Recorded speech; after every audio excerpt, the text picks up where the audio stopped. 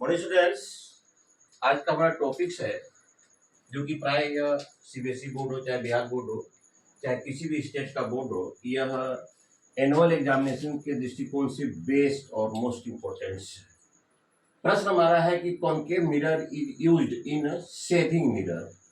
अवतल दर्पण का उपयोग हजामती दर्पण में होता है। आखिर होने का साइंटिफिक रीजन इसका क्या है? अवतल दर्पण किसको कहते हैं? जिसका परावर्तक सतह धसा हुआ होता है। ये इसका परावर्तक सतह है ये, और ये क्या है? ओपेक सब्सटेंसेस का लेप है। ये ओपेक सब्सटेंसेस का लेप है।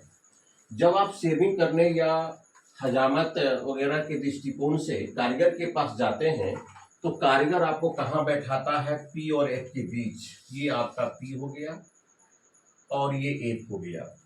पी और एफ के बीच में आपको कारीगर बैठाता है between focus and the pole. और आपकी सिर से जो किरणें चलती है, आपके चेहरा से जो किरणें चलती है, पहले वो मिरर से रिफ्लेक्टेड होकर पुनः वापस आ जाती है, मेन फोकस होते हुए वापस आ जाती है। और ये किरणें वर्चुलाइज होकर पुनः पीछे की तरफ जाती है। और जाने के बाद आपके चेहरे का वर्चुअल इरेक्ट और मैग्नीफाइड, काल्पनिक सीधा और आपके चेहरे से बड़ा बनाता है फिगर, और दर्पण के पीछे बनाता है। It image can not obtain on the screen.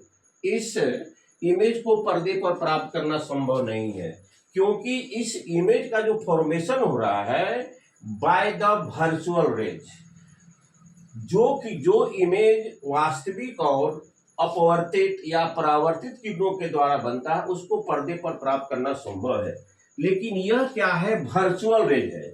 Virtual raise से जो इमेज का फॉर्मेशन होता है उसको पर्दे पर प्राप्त करना संभव नहीं है।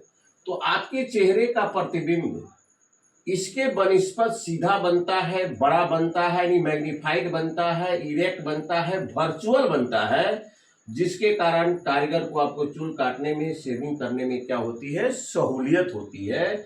यही कारण है कि कॉनकेव मिरर का उपयोग अवतल दर्पण में होता है। तो प्रश्न था कि अवतल दर्पण का उपयोग हजामती दर्पण में क्यों होता है? Concave mirror is used in the shaving mirrors. इसका कारण यह है कि अवतल दर्पण में एक ऐसी स्थिति है, पी और एफ के बीच में जब ऑब्जेक्ट रहता है तो उसका दर्पण के पीछे इरेक्ट और वर्चुअल इमेज बनता है और मैग्नीफाइड बनता है। तो जब आप शेविंग कराने या चूल कटवाने जाते हैं तो कारीगर आपको दर्पण के करीब में बैठाता है, यानी पी और एफ के बीच में बैठाता है। और पी और एफ के बीच में बैठाने के बाद आपके चेहरे का इरेक्ट, वर्चुअल और मैग्नीफाइड इमेज बनता है।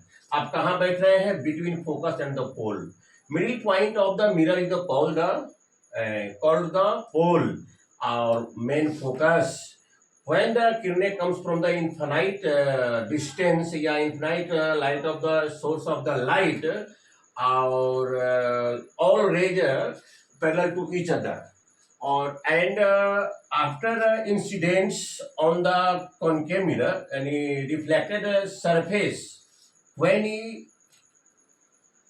incidence after then all rays are the reflected, and after sometimes all rays are the virtualized and the image is the form behind the mirror।